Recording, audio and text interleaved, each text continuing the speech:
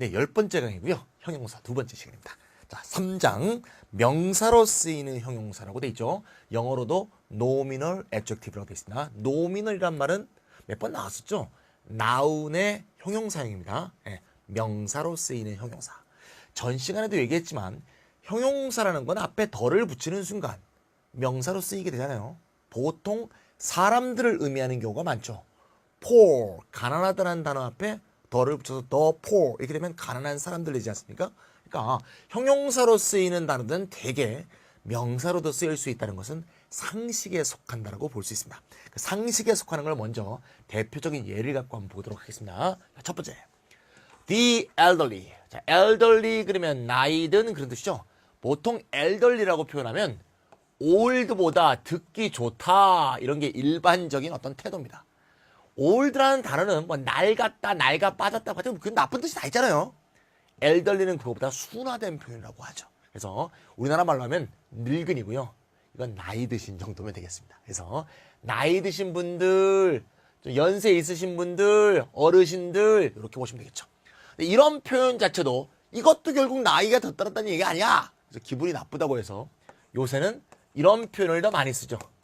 senior citizen. 그야말로 연장자 이런 뜻이겠죠. 시니어란 말은 사실 상대적인 표현이거든요.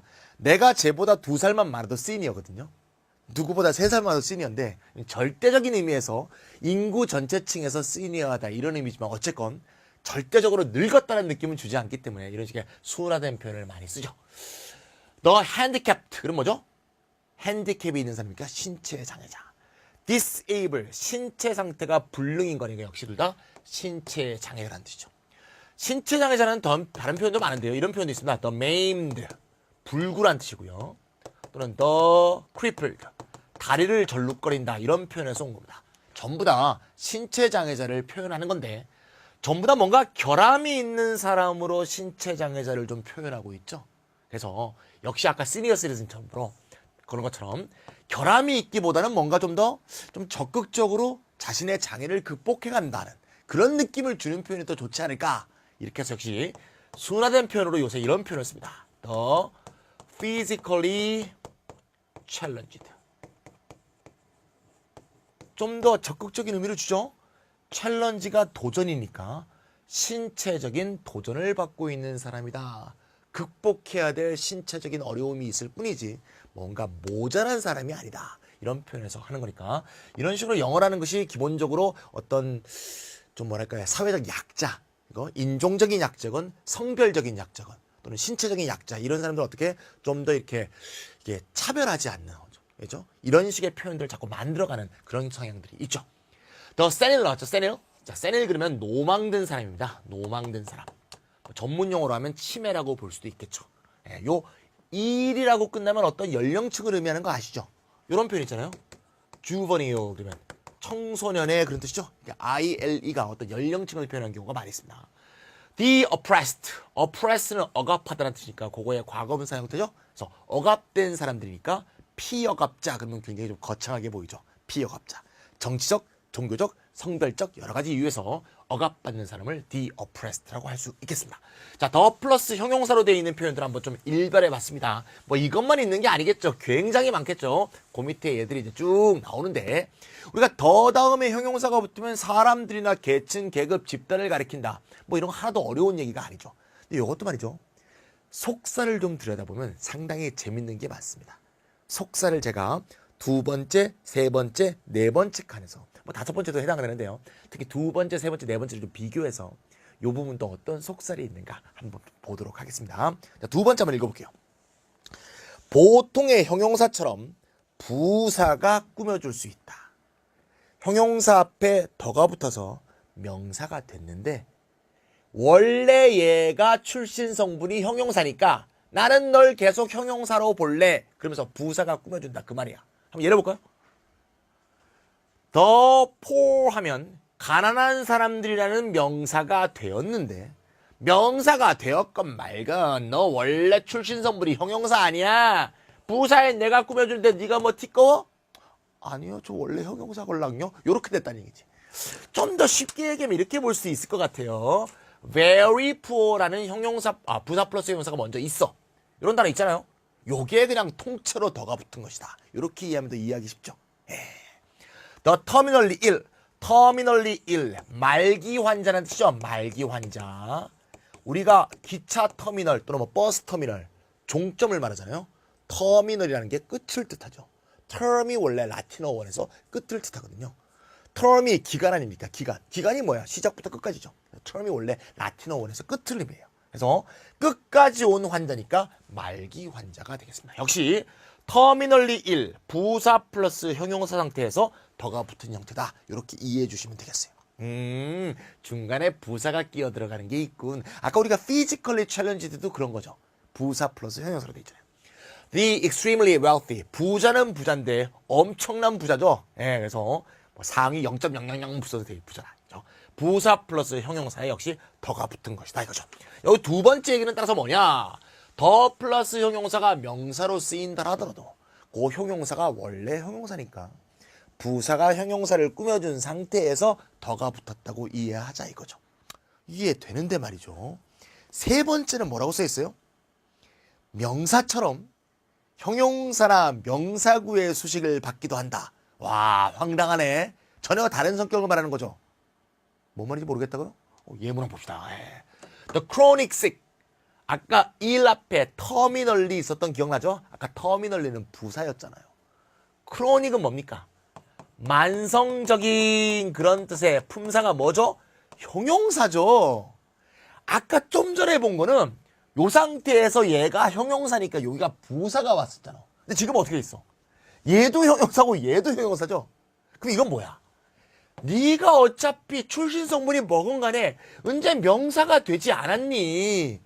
병든 사람이잖아. 거기에서 형용사로 명사 꾸며주는데 티껍냐? 그런 얘기지. 근데 참 이과생들 입장에서 볼 땐 열받죠. 두 번째 논리와 세 번째 논리는 완전히 다른 논리죠. 두 번째는 형용사로 대우해 주는 거예요. 세 번째는 명사로 대우해 주는 거예요. 예를 좀 더 볼까요? The unfortunate poor.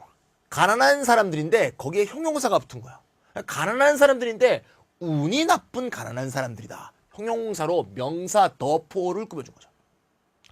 rural poor, 농촌 빈곤층이게 되겠죠.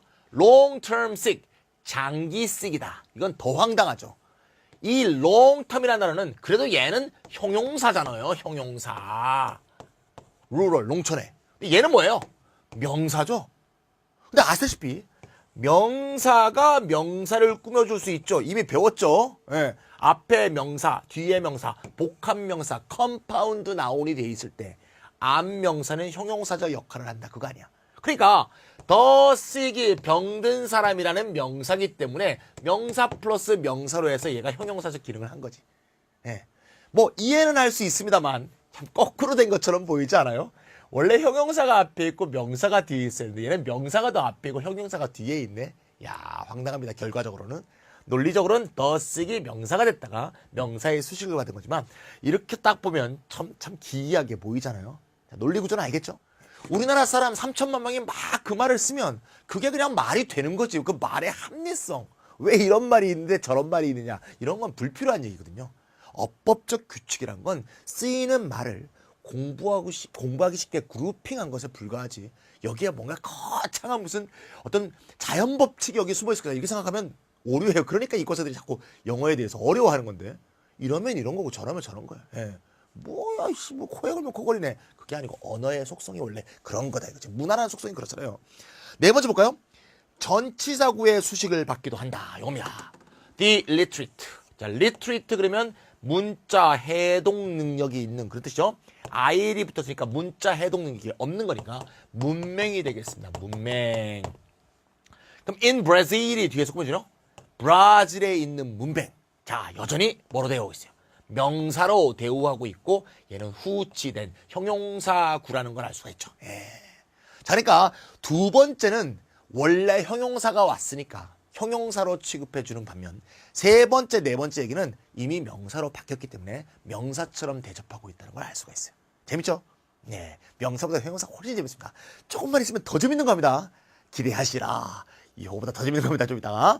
자, 그 다음 비교급 최상급이 되기도 한다. 같이 그냥 책을 볼까요? 비교급 최상급이 되기도 한다. The elder of the two.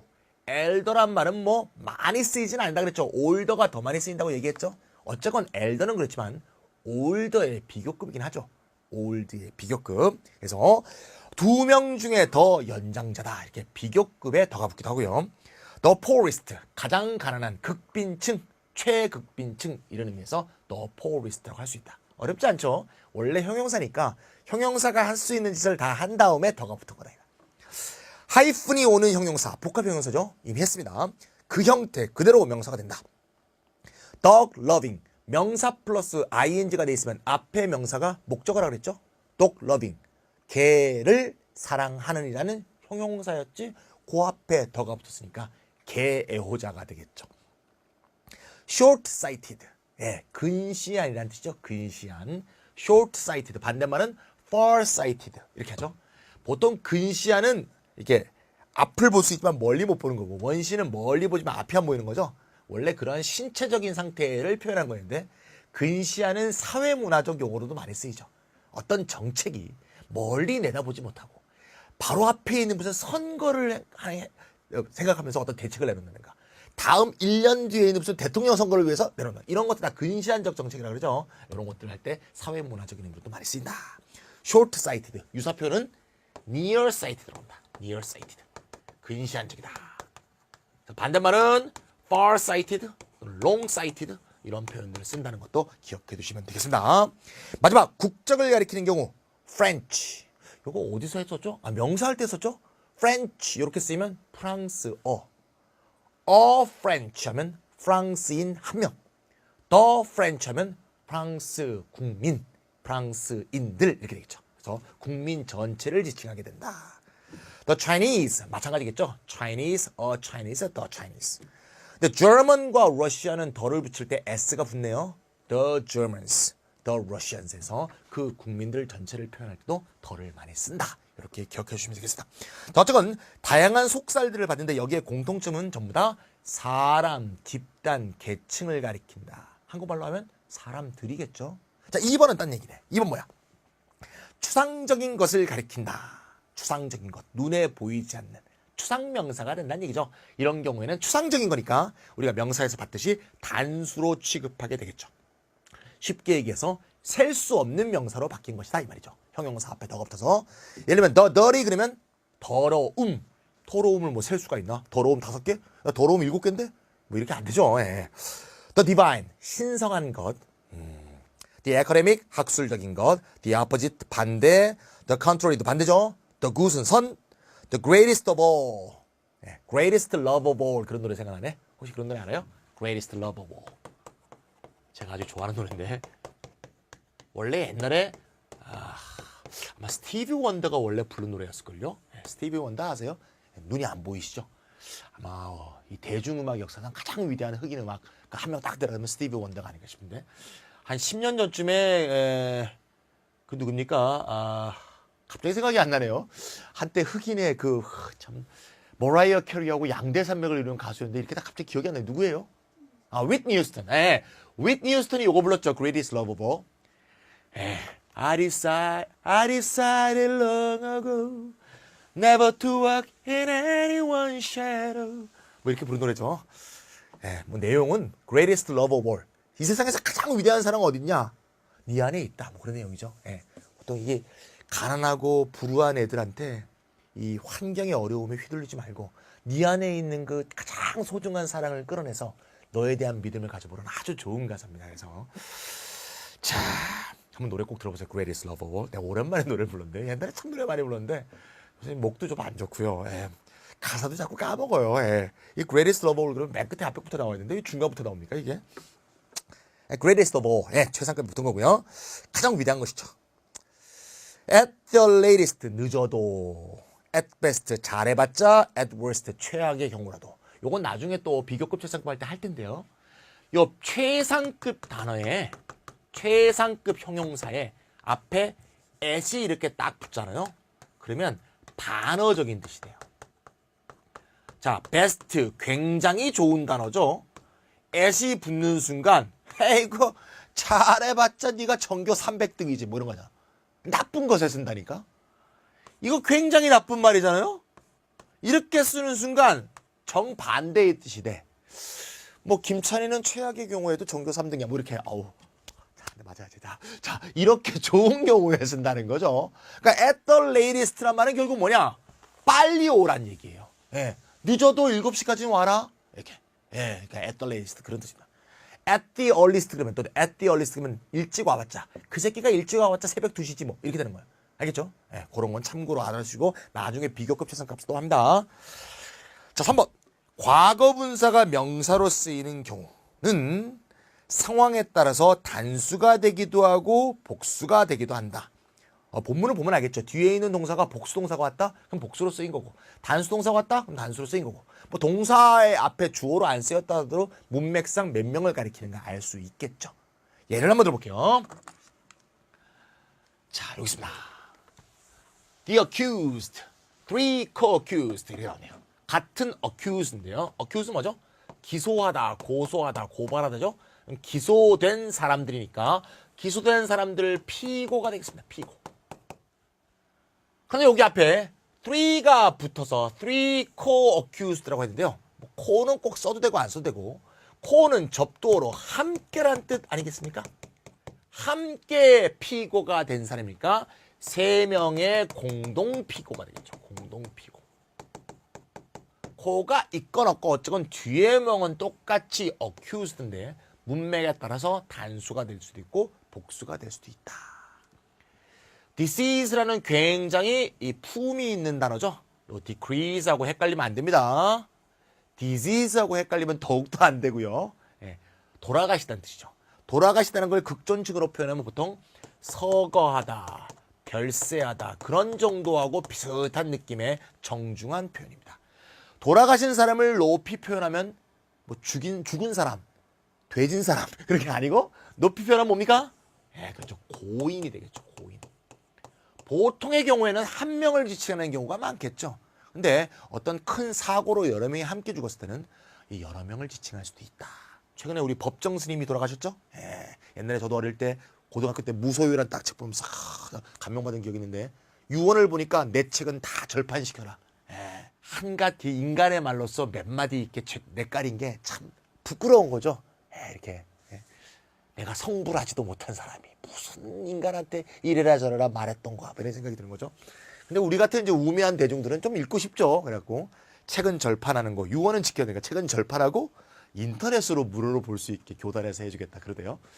아, 역시 법정 스님이 나는 연세가 들어갖고 이게 절판만 하면 안 되고 인터넷으로도 하지 마라.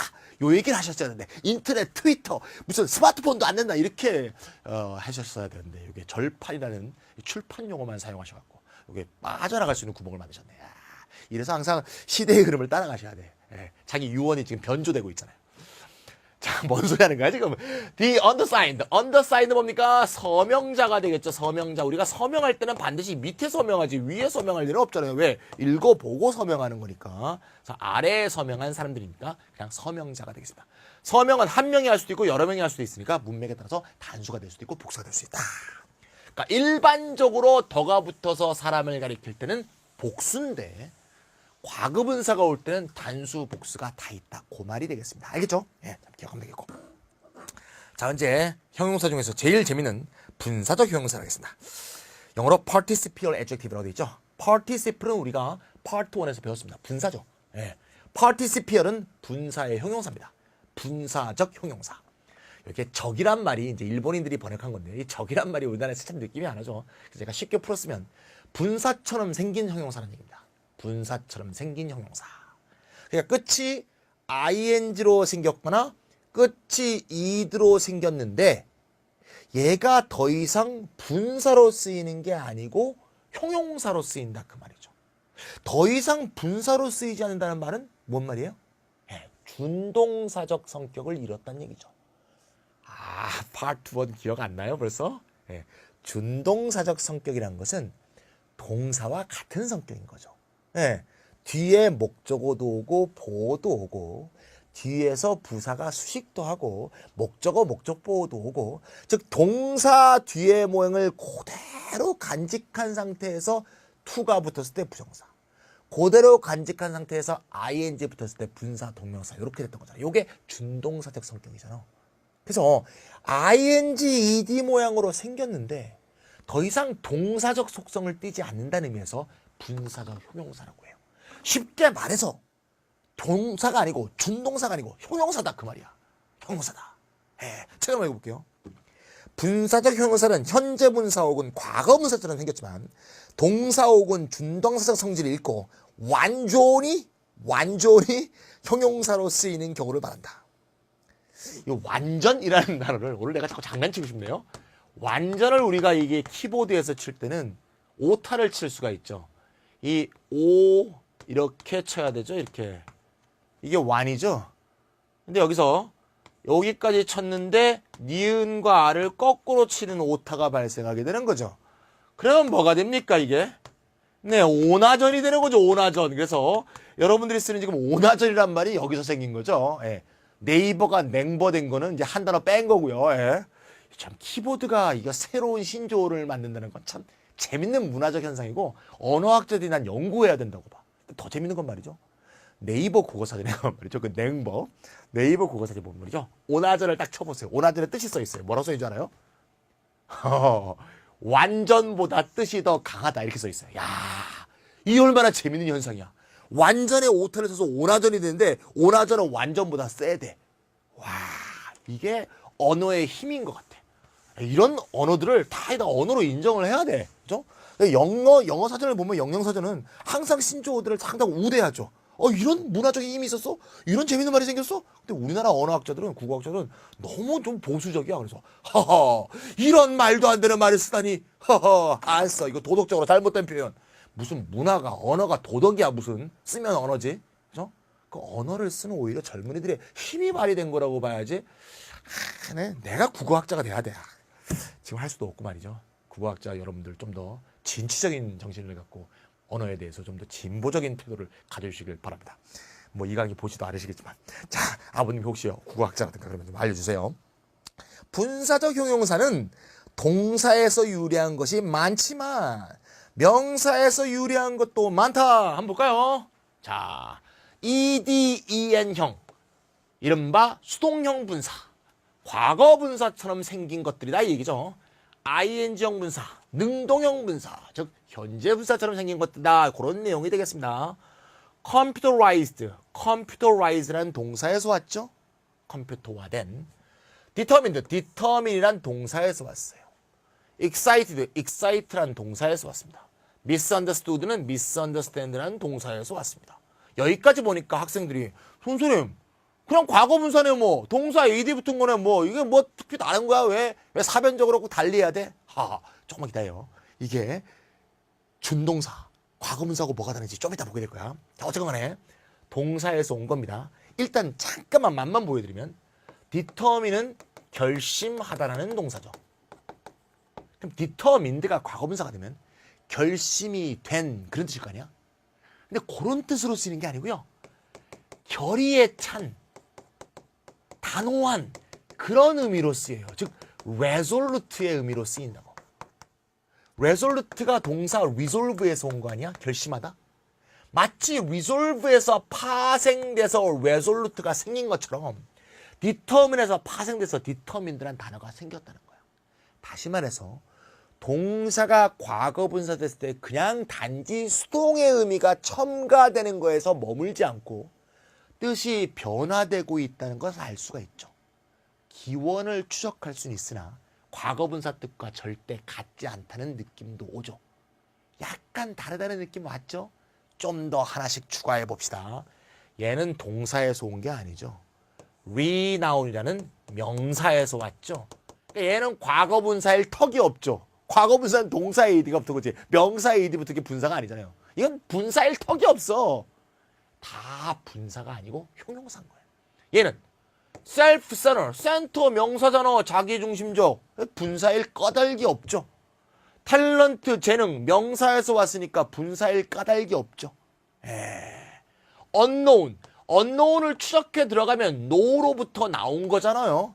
know가 있고 known이 됐다가 unknown이 된 거지. 하지만 unknow라는 동사는 분명히 없잖아요. 그러니까 어떤 동사가 없는 분사니까 분사가 아닌 거지. 얼핏 보면 분사스러워 보이지만 얘는 분사가 아니야. 왜? 동사가 없는데. 노가 있지. 언노우는 없잖아요. learned 하면 분사예요. 학습된. 근데 발음이 learned 하면 학식 있는이에요. 그러니까 learned 그러면 학습된 과거분사. learned는 학식 있는. 잘 보시면 이렇게 뜻의 변화가 생기는 경우도 있고 명사에 ed가 붙는 경우도 있으니 이걸 통칭할 때 과거분사라는 개념은 되지 않는다는 걸 분명히 알 수 있죠. 물론 아직 의문은 남았어. 그럼 여기서부터 여기까지는 김찬이는 어떻게 설명할까? 얼핏 보면 과거분사라고 할 수도 있는데 그럼 조금만 기다려. ing 보고 annoying, exasperating, 분통 터지는, frightening, gratifying, misleading, 사람을 홀리는, 미혹하는, thrilling, time consuming, worrying. 선생님 이거 진짜 현재 분사처럼 보이네요. 이거는 무슨 형용사 이게. 자, 이걸 다 포함해서 전부 동사에서 온 거지? 이거와 이거를 포함해서 과연 분사적 형용사와 분사는 도대체 근본적으로 뭐가 다른 것인가? 그 탐험을 지금으로부터 떠나보도록 하자. 참고로 말씀드리는 말이죠. 우리나라의 뭐 인강이건 책이건 이 분사적 형용사에 대해서 이렇게 심층적으로 다룬 것은 제가 처음이다. 이렇게 이제 단호하게 말씀드리고요. 레솔루틀리하게 말씀드리고 한번 같이 한번 분사적 형용사의 세계로 한번 들어가 볼까요? 자, 2번 한번 보세요. 2번. 동사에서 유래한 분사적 형용사. 요게 지금 문제가 된 거지. 명사에서 유래한 거, 동사가 아예 없는 거. 이거 다 이해가 갔어. 좋아. 말 받아들였어 이제. 근데 동사에서 유래한 아까 ed 앞에 있었던 서너 개하고 ing 전부는 도대체 어떻게 과거분사, 현재분사와 분사적 형용사가 다른 것이냐. 준동사로 쓰이는 분사와 구별하기 어렵다. 처음부터 굉장히 도전적이네. 선생님 구별이 안 되잖아요. 구별하기 어렵다가 제가 하고 싶은 말이야. 구별하기 어려운 걸 한번 봅시다. 어떻게 구별하기 어렵나? 요거 한번 보세요. The workers are striking. 딱 요렇게 나왔을 때 얘가 현재 분사인지 분사적 형용사인지 매우 구별하기 어렵다. 얘가. 구별하기 어려워요? 아무 느낌이 없어요? 봐봐. 얘가 분사라면 뭐예요? 현재 진행이잖아요. 현재 진행 시상이죠. 스트라이크 중이다라는 뜻이 되죠. 무슨 뜻이 돼? 파업 중이다. 스트라이크란 동사 뜻이 아직 남아있고요. 스트라이크라는 동작이 진행 중에 있다 그 말이지. 이게 바로 뭐야? 분사로 쓰인 거야. 하지만 얘가 형용사로 쓰였다면 비동사 플러스 형용사고 이 형용사가 보니까 workers의 어떤 상태를 표현하는 형용사겠죠. striking이 무슨 뜻이 있어요? conspicuous, impressive, 눈에 잘 띄는 그런 뜻이 있죠. 노동자들은 눈에 잘 띈다. 뭐 그런 뜻일지 어떤 뜻인지 이것만 봐서는 알 수가 없다 이거야. 아하. 그러니까 우리가 아까 볼 때 이 동사에서 온 ing, ed형은 원래 구별하기 어려운 거군. 알겠죠? 자, 이제 구별할 수 있는 방법을 제가 가르쳐 드리겠다 이거야. 앞으로 뒤에 예문이 쭉 나와 있는 것 중에서 A가 붙어 있는 건 전부 형용사로 쓰인 경우입니다. 즉 분사적 형용사로 쓰인 거고요. B로 쓰인 것은 아직 준동사로 쓰인 거예요. 즉 분사로 쓰인 겁니다. 그 예문을 볼 때 쉽게 볼 수 있도록 제가 해제를 해드렸습니다. 자 보세요. Workers are very striking in their new uniforms. 새 유니폼을 입혀놓으니까 아이고 눈에 참 잘 띄네. 얘는 눈에 잘 띈다는 뜻이란 걸 쉽게 금방 알 수 있대. 뭐 덕택에? 얘 덕택에. 왜요 덕택에? 자, 만약에 현재 진행형으로 쓰여서 얘가 여전히 동사적으로 쓰이고 있다면 동사를 어떻게 very로 앞에서 꾸며주니? very가 동사를 앞에서 꾸며주는 거 봤어요? very dance 뭐 그런 거 봤어요? very is 봤어요? very runs 봤어요? 못 봤죠? 동사를 어떻게 very가 앞에서 꾸며주냐고. very가 앞에서 꾸며준다는 것 자체가 얘가 동사적으로 쓰이지 않는다는 걸 말해주는 거지. 즉 뭐라는 거야? 부사의 very의 수식을 받는 형용사가 됐다는 걸 말해준다고. 다 확실히 다르잖아. 근데 요거 보세요. 노동자가 striking인데 뒤에 outside the factory gates 바깥 문 바깥에서 파업 중이다. 후치된 부사구의 수식을 받았죠. 동사를 수식하는 부사는 뒤에서 꾸며준다는 거 다 아시죠? run fast. 그죠? 이런 식으로. 부사구가 뒤에서 꾸며지니 얘는 아직 동사 속성을 갖고 있는 거고 바로 얘가 분사라는 거예요. 똑같이 생겼지만 두 개가 완전히 다르죠. 또 다른 차이를 한번 볼까요? 재밌죠? 처음 듣는 얘기네. 아우 재밌다 이거. 아야 또 보자. The noise is extremely annoying. noise는 매우 짜증납니다. 극도로 짜증납니다. 요건 이미 했던 거야. 앞에서 꾸며주니 얘가 형용사인 거지. annoying은 물론 동사에서 온 거지만 더 이상 동사로 쓰이지 않고 형용사로 굳어졌다. 이런 거 뭐라 한다? participial adjective. 야, 소음이 정말 짜증나네. 왕 짜증나네. 이렇게 된 거예요. 자, 근데 이번에는 다른 예문을 갖고 차이점을 한번 보겠습니다. The noise is annoying the neighbors. annoying 뒤가 뭐가 붙었어요? 목적어가 붙었네요. 목적어를 데리고 다닌다면 얘는 아직도 무슨 속성이 남아있는 거야? 즉 동사적 속성이 남아있는 거죠. 요게 바로 준동사요. 요게 바로 분사다 이거지. 원래 사전에 찾으면 annoy가 말이죠. 분명히 타동사라고 딱 써있어요. 즉 목적어를 갖는 동사예요. 예, 뭐뭐를 짜증나게 하다. annoy us, 우리를 짜증나게 한다. 타동사니까 목적어를 수반한 게 이상한 게 아니죠. 그럼 얘는 아직도 타동사로 쓰이고 있다 그 말이죠. 근데 얘는 동사, 타동사에서 온 건데 목적어가 없어? 그럼 목적어가 필요 없는 단어로 바뀌었다는 거지. 목적어가 필요 없는 단어 뭐? 형용사로 바뀌었다는 거다. 자, 뭐다? 뒤에 목적어나 보어처럼 동사 뒤에 나오는 어구가 있다면 준동사, 없다면 형용사. 알겠죠? 여기서 중요한 결론이 나옵니다. 영어에서 목적어가 있다면 무슨 태가 가능하죠? 수동태가 가능하죠? 이 B 문장은 따라서 얘가 여전히 동사로 쓰이고 현재 진행 동사이기 때문에 수동태가 가능해. 수동태 만들어 볼까요? 요렇게. The neighbors are annoyed by the noise. 네이버가 노이즈 때문에 짜증이 났다. 요게 수동태 아니야. 요 문장이 요 문장으로 바뀐 거죠. 물론 진행은 제가 뺐습니다만 거의 비슷한 내용이죠. 목적어를 갖고 있으니까 수동태가 된다 이거지. 다시 말해서 수동태가 된다면 여전히 준동사인 거야. 근데 아까 보세요. 요 EA 보세요. 이거 수동태로 만들어봐. 뭐 어떻게 만들 거야? 목적어가 없는데 어떻게 수동태로 만드냐고? 수동태가 안 되잖아요. 예, 수동태가 안 된다는 건 얘가 뭐가 아니다? 동사가 아니라는 거다. 거기까지 다 설명했죠? 예.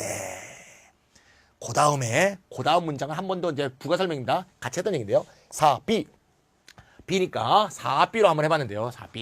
The workers are very striking outside the factory gates. B니까 전부 분사로 쓰인 겁니다. 예. 이렇게 후치 수식하는 말이 있는데 전치 수식하는 말 또 붙이면 안 되죠. 이게 틀린 거죠. 예. 빼야 되는 거죠. 여기처럼 목적어를 갖고 있으면 동사적으로 쓰인 거니까 앞에서 수식할 수 없다. 다 틀린 표현이다. 이거지. 다 B에 해당하는 준동사에 대응하는 표현이다. 이건 더 설명할 필요 없는 거고요. 다 했고요. 분책으로 갖고 있는 분들은 다음 페이지 넘어가면 되겠네요. 예. OB 쪽으로 한번 넘어갈까요? OB.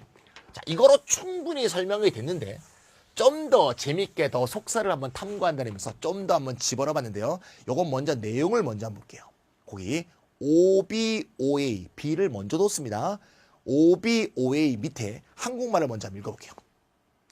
목적어나 부사구 등의 다른 단서가 없이 BING만 있는 경우 고지쳐주세요. 자, 지금까지 어떻게 분석했죠?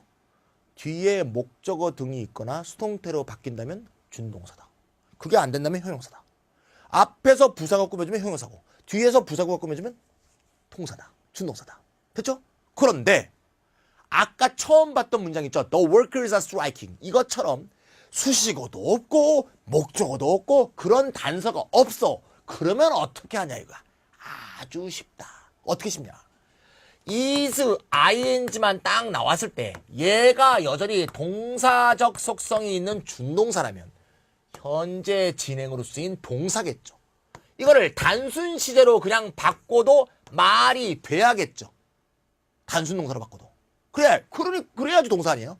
그러니까 단순 시제로 바꿔보면 바뀌어졌을 때 이상하지 않으면 준동사로 쓰인 거고 이상하면 형용사로 바뀐 거예요. 해볼까요? 자, 봅시다. OB부터 먼저 있습니다. Children are dancing. 얘가 현재 진행이니까 dance라는 동작을 하고 있다는 거야. 따라서 단순 시제로 바꿨어. 말도 안 돼. 말 되죠? 예. Eyes are stinging. 눈이 쓰라려. My eyes are sting. 말 되잖아요. 눈이 쓰라리다. would가 마르고 있어. would가 마른다. 마르기 마련이다.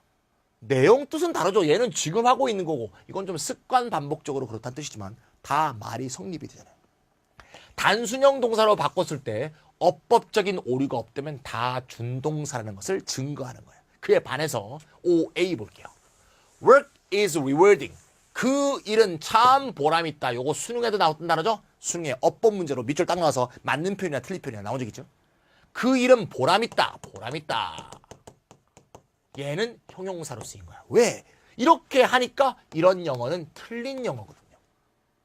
선생님, reward가 동사로 쓰이던데요? 사전 잘 보세요. 타동사라고 돼 있지. 보답하다는 뜻이거든요. 뭐에 보답해야 되는데 뭐가 없잖아요. 문장 성립이 안 되잖아요. 예. 애초에 동사로 쓰였다면 목적어를 갖고 있어야 될 동사라고요. 동사로 안 쓰였기 때문에 목적어를 안 갖고 있었던 거야. 알겠죠? The paper was interesting. 페이퍼는 매우 흥미롭다. 우리 알다시피 동사 interest에서 온 거는 맞아요. 그런데 your paper interest 역시 틀린 영어죠. 왜? 역시 타동사이기 때문에 목적어가 없는 어법적으로 오류가 된 문장이라고. 그러니까 애초에 여기 목적어가 있어야 될 동사들인데 목적어가 없었다면 동사로 쓰이고 있는 게 아니라는 얘기죠. 네, 이제 다 이해갔죠? 네. 자, 이제 다 한 거고요. 이제 몇 가지만 좀 더 이제 덧붙이면 되겠습니다. 자, 이제 ing를 좀 많이 했으니까 지금 계속 ing를 했죠? ed를 좀 해야겠죠? ing 다 했으니까 ed를 좀 할 텐데 ed는 조금 더 복잡한 면이 있어요. 예. 한번 보고 ed를 어떻게 설명하냐? 책을 한번 보겠습니다. bed의 경우도 마찬가지다. 마찬가지는 일단 먼저 봅시다. very로 수식했을 때 이상하다면 준동사로 쓰인 과거분사고 과거분사이다. 즉 수동태 문장인 것이다. very 수식했을 때 이상하다면 예문 한번 볼까요? 다 6비네요. The bomb was very detonated. 참 이상한 말이네요. detonated는 터졌다는 얘기죠. very detonated. 아주 터졌다. 이상한 영어입니다. 이거 다 틀린 영어죠. This document is very handwritten. 뭐 이상한 말이다. 예. The house was very built in only 12 weeks. 여기 이렇게 꾸며주고 있죠 벌써? 같이 쓸 수가 없죠. 틀린 거라고 볼 수 있고요. 다 비문장이에요. 다 분사입니다. 10 people were very killed. 이런 영어 본 적이 없죠. 예. 그냥 killed 된 거죠. 다 틀린 거예요. 예, 그래서 다 틀린 문장이다. 앞에 있는 요 수식어들을 다 빼야 된다. 앞에 전치 수식 부사를 붙였을 때 이상한 생각이 든다면 전부 준동사인 거고 전부 수동태 문장이다. detonate 된 거고 handwrite 된 거고 build 된 거고 kill 된 거라는 동작의 수동을 표현하는 수동태 문장인 것이다. 그 얘기입니다. 자, 좀 어려운 얘기로 넘어갈게요. 7A, 7B 얘기입니다. 두 개의 문장 한번 볼까요? be convinced라는 문장이 나왔습니다. be convinced 뭐예요? 확신하다죠. The jury 뭡니까? 배심원단이죠. 배심원단이고 똑같은 모양의 단어가 딱 써 있습니다. be convinced. 우리 알다시피 동사 convince에서 왔죠. 우리가 지금 뭐 하고 있는지 놓치면 안 돼요. 명사에서 온 분사적 형용사. 또 해당되는 동사가 없는 분사적 형용사는 분사적 형용사인지 이미 확인했고요. 동사에서 온 ing, ed형을 지금 이제 다루고 있는 거야. 구별하기가 어려우니까. convince란 동사에서 나온 건데요. 얘는 뒤에 대절이 있어요.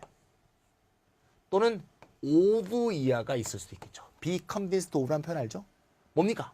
뭐뭐를 확신하다는 뜻이죠. 뭐뭐를 확신하다. 이럴 때 convinced는 사실상 sure나 certain과 아무 차이가 없죠. 어법도 똑같죠. be sure of, be sure that. 그죠? 어법 구조도 똑같다 이거야. 확신하다. 뭐 defendant가 innocent 하다는 것을 확신했다. 그런 뜻이죠. 확신했다. be convinced that. 이거는 말이죠. 능동태로 또 바꿀 수도 없어요. 예. 누가 확신을 준 주체 자체가 없습니다. 그래서 convince의 주체가 표현되어 있지 않기 때문에 능동태로 바꿀 수도 없습니다. 이게 바로 형용사로 쓰인 것이 되겠습니다. B를 볼까요? The jury was convinced 다음에 by가 나왔어요. 요 우리가 파트 1에서 배웠죠. BPPD에 by가 나오면 얘가 뭐다? agent다. 작동 주체다. 기억나죠? jury가 convinced를 얻었는데 그 변호사의 주장에 의해서 확신이 주어졌다, 확신당했다, 납득당했다 그런 뜻이죠. 요 경우는 과거분사가 수동태로 쓰인 경우입니다. 딱 알다시피 능동태로 바로 바꿀 수 있다는 걸 알 수가 있죠. 그래서 이렇게 구별이 된다는 거지. 요 대절이 나오면 따라서 뭐다? 형용사로 쓰인 거고 by EI인 에이전트가 나온다면 수동태 문장으로 쓰인 것이다. 이걸 조금만 더 발전시켜 볼게요. 이거 제가 오브 했죠? 아하, B 다음에 이렇게 ED가 나온 다음에 by가 나오면 얘가 에이전트이기 때문에 일반적으로 수동태라고 보면 되고요. by가 아니고 다른 전치사가 나오면 말이죠.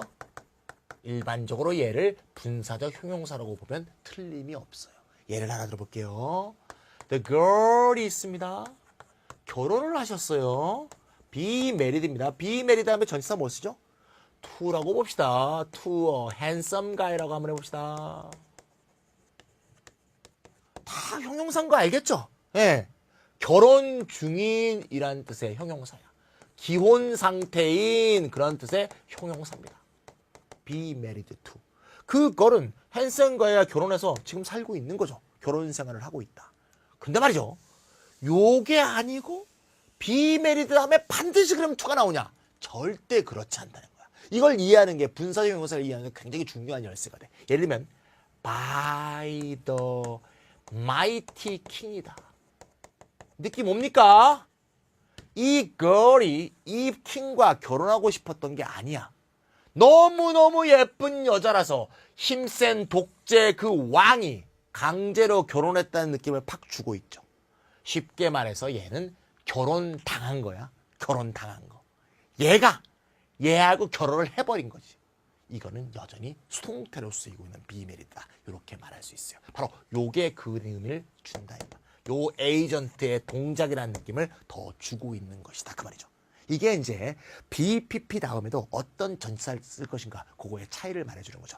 내가 이미 파트 1 할 때 했어요. BPP 다음에 by를 안 쓰는 다른 전치사가 쓰는 것은 다 형용사적으로 쓰인 것이다. 뭐다? 상태 수동이다. 기억나죠? 그 상태 수동에서 그 상태 수동으로 쓰이는 PP가 뭐였어? 형용사적으로 보면 된다. 기억나요? 기억 안 나면 다시 복습해야지. 예, 그러겠습니다. 그 다음 얘기는 굉장히 쉽습니다. 8A. 동사에서 유래했다 하더라도 대응되는 동사가 없으면 분사적 형용사다. 아까 얘기했죠? 대응되는 형용사가 없으면. 예문 한번 볼까요? The job was time consuming. 자, time consuming을 볼 때 어떤 동사가 연상이 되죠? 당연히 연상이 되죠? consume이라는 동사가 있죠. consume이 time이라는 목적어를 갖고서 time을 앞으로 빼고 consume 뒤에 ing를 붙인 복합 형용사. 우리 했던 거죠. 기원이 되는 동사가 있긴 합니다만 time consume이라는 동사는 없죠. 이건 다 형용사인 거야. 예. unfounded, allegation은 혐의란 뜻이죠. 혐의가 무근거, 근거 없는 거였다. 그죠? 기초가 없는 거죠. 어떤 동사에서 온 거죠? found에서 온 거죠. found가 설립하다, 뭐에 기초를 놓다?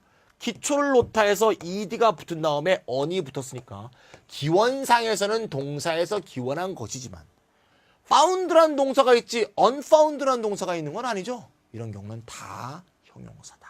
알겠죠? 마지막 9A. 9A도 중요하죠. 9A도 굉장히 영어적으로 중요한 겁니다. 비동사 대신에 다른 동사가 있다면 다 분사적 형용사다. 요거 우리가 수동태 할 때, 상태 수동할 때 배웠죠.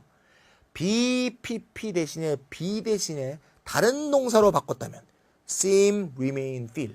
그럼 사실상 요 동사의 공통점이 뭐죠? seem, remain, feel, be. 뒤에 형용사 보호를 취하는 링킹 버브네요. 예. 그러니까 형용사 보호를 취하는 링킹 버브 뒤에 ed가 왔으니 걔가 형용사지 뭐.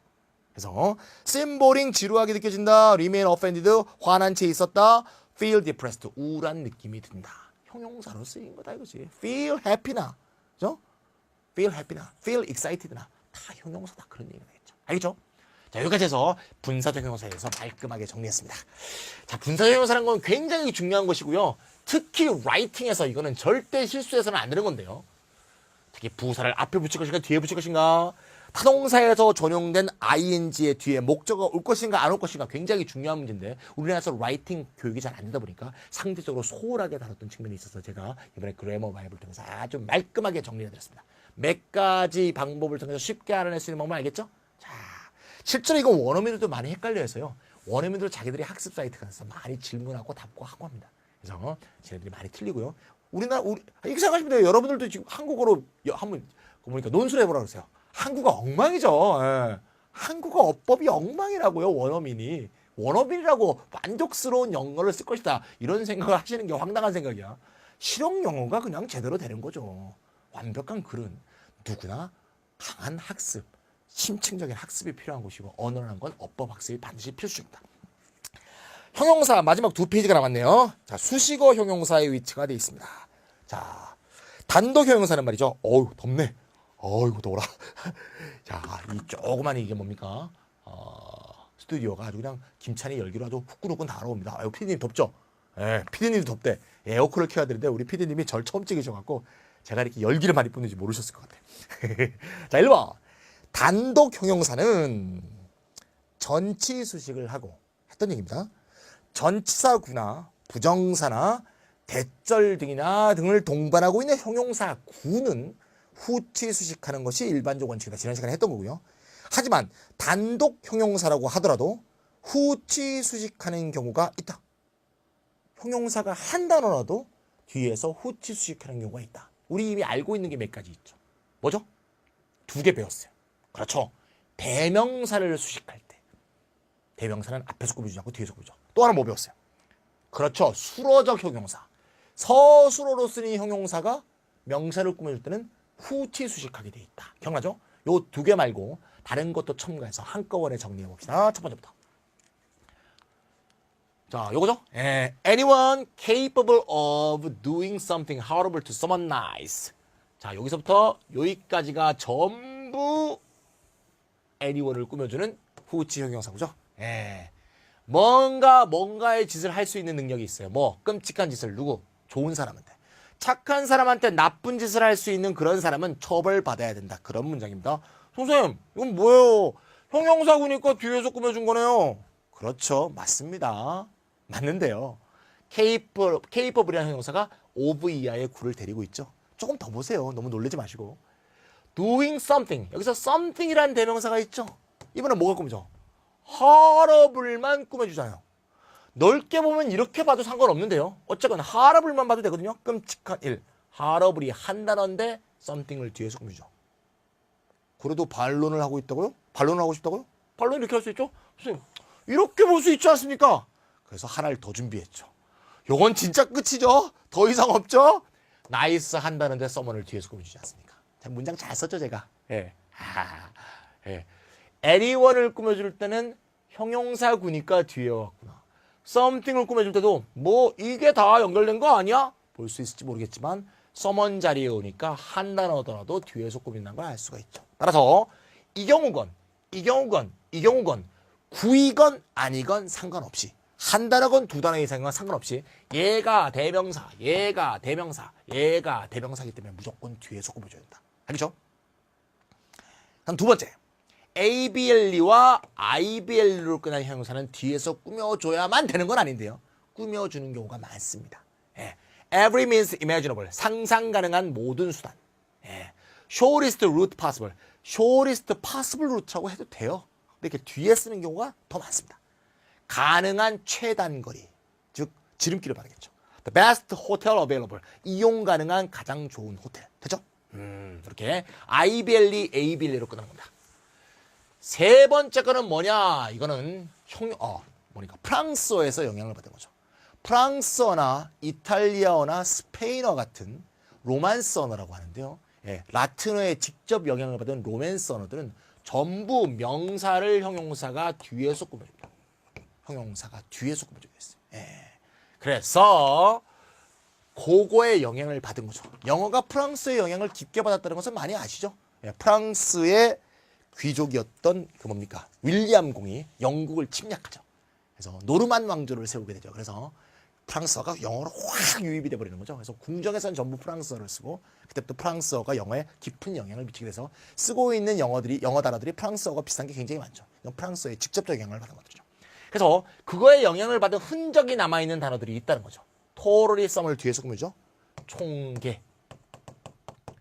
이미마리오는 기억할 수 있는 건데 이미마리오니까 기억할 수 없는 시절서부터 태고적부터 이렇게 프랑스의 영향을 받아서 형용사가 뒤에 오는 관용적 표현들이 있다.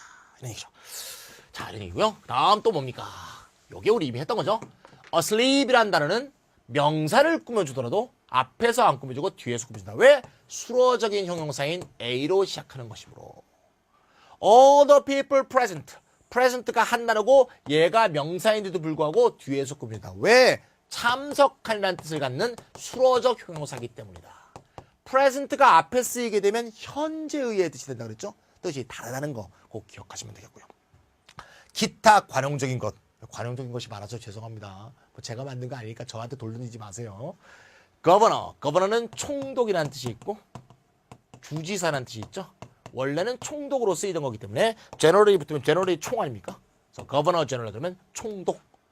예, 총독 중에서도 제일 높은 사람을 말하겠죠. 예. 제너럴이 뒤에서 꾸밉니다. 세크리터리 나왔죠. 세크리터리. 우리나라는 세크리터리를 좀 다르게 번역하는데요. 원래 뜻은 뭡니까?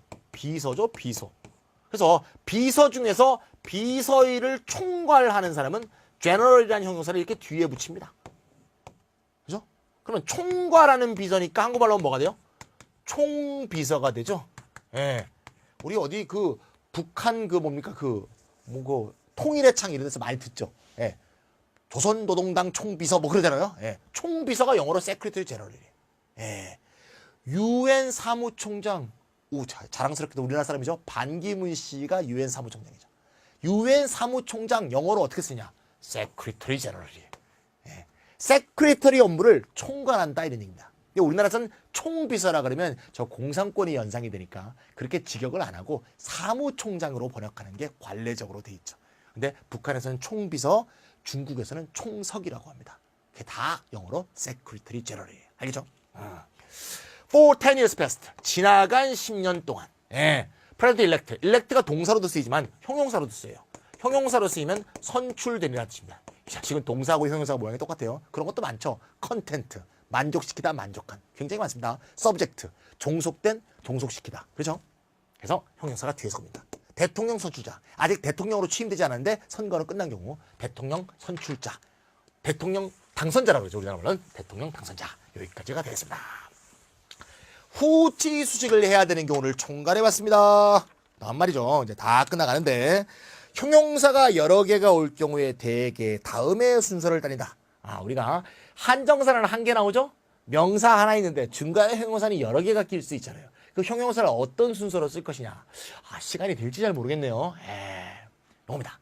The order of adjectives. 표가 한꺼번에 보니까 상당히 멋있네요. 우리 편집진이 색깔도 다 넣어줬어요. 원래 없었는데 기분 좋습니다.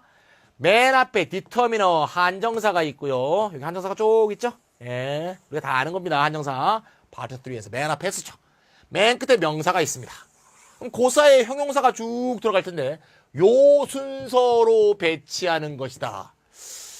어떤 선생들은 말이죠. 요걸 또 한국말로 만들어서 막 뭐뭐 이래서 굉장히 영어를 어렵게 만드시는 분들이 있어요. 그렇게 하고 어떻게 영어를 해요? 왜 이렇게 쓰는가의 원리를 알아야지. 잘 보세요. 아주 쉬워요. 맨 앞이 non-gradable이야. 요거 지난 시간에 했었죠? 비교급 최상급이 없는 절대적 형용사. major, certain, main, chief, favorite 이런 거. 형용사 비교가 되지 않는 비교급 최상급이 없는 절대적 형용사가 맨 앞에 옵니다. 그 다음에 observation, 관찰을 통해서 알게 되는 거. critical, 비판적인, 비관적인, 아름답다, 비싸다, gorgeous. 우와, 죽이는데 보는 거죠. 여자가 아름다울 때도 쓰고요.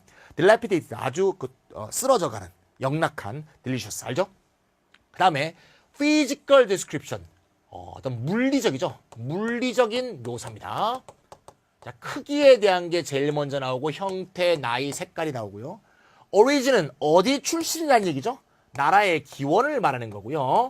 material, 뭐로 만들었냐는 얘기죠. 재료고요. 그 다음 nominal, 아까 얘기했죠? 명사입니다.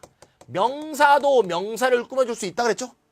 그럼 정리하면 맨 앞에 한정사가 오고 절대적 형용사가 오고 명사가 명사 꾸며주는 게 제일 뒤에 오고 중간에 요런 것들이 온다 이거죠. 요 순서를 외울 수는 없는 거다는 거야. 그럼 과연 어떤 순서로 배치되는가 잘 보세요. 어떤 놈은 비싸다고 생각하지만 어떤 놈은 그게 비싸냐? 이러죠. 근데 어떤 제품을 살 때 made in Italy라고 써 있으면 야 이 새끼야 이거 중국 제자래 이럴 미친놈은 아무도 없죠. 그렇죠? 야 볼 때 이게 은인지 금인지 모르면 눈깔 개눈 박아야지. 안 그래요? 무슨 얘기야? 일로 갈수록 주관적인 것이고요. 일로 갈수록 객관적인 거란 걸 알 수 있죠. 요것만 기억하면 돼. 왜냐? 실제 다 쓸 수는 있겠으나 우리가 말을 할 때도 지저분하게 수식어를 서너 개 이상씩 붙이는 놈은 없잖아. 이렇고 저렇고 저렇고 저렇고. 야 그만해 이 새끼야. 한 대 맞지요. 야 너무 아름답고 사귀고 싶은 여자야. 그러지 뭐 아름답고 뭐하고 이러지 않잖아요. 그러니까 실제로 세 개 이상을 잘 쓰지 않아요. 따라서 기본적으로 절대적인 거 앞, 명사가 뒤, 중간에는 주관적인 게 앞, 객관적인 게 뒤. 이것만 알고 있으면 어떤 영어든지 할 수 있다는 거야. 진짜 할 수 있는 거 우리가 한번 해볼까요? 예, 내가 뻥치는 거 아닌가? 예, 연습 봅시다. 연습. 다음 중 어떤 표현이 적절한 것인가? 예. 아, 이제 다 할 수 있어요. 우리가 앞에는 PD님도 하실 수 있어요. 예, PD님 영어 뭐 몇 년 놓았다 하더라도 할 수 있습니다. 예. Mathematical complex study. complex mathematical studies. 복잡한 수학 연구야. 어느 게 더 주관적이야? 야, 수식 나오면 수학이지 뭐. 그건 누구나 수학인지 알 수 있지. 복잡하다는 건 파스칼은 안 복잡하고 김찬이는 복잡하겠죠. 주관적인 게 앞에 있고 객관적인 게 뒤에 있는 거야. 예. 값 비싸고 러시아가 있어. 어느 게 주관적인가? 값 비싸게 주관적이죠. expensive Russia. 울룬이 있고 헤비가 있어. 무겁다는 것과 털로 만든 게 있어. 어느 게 주관적이야? 헤비가 주관적이죠. 예. 헤비가 있고 블랙이 있어. 블랙은 생명이 다르도 블랙은 뭐야? 그렇죠? 당연히 헤비 블랙이지. 그죠? 휴지 폴라. 폴라 휴지. 아이고 어렵다. 폴라가 폴에서 유래했죠. 명사에서 유래한 것도 명사적인 속성이 강하기 때문에 뒤에 와요. 남극 북극에서 왔으니까. 따라서 거대한 폴라베어. 이렇게 씁니다. 화이트 폴라베어. 쉽죠?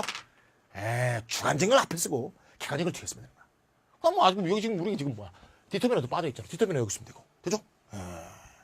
마지막 참고. 커머를 어떻게 찍을 것이냐.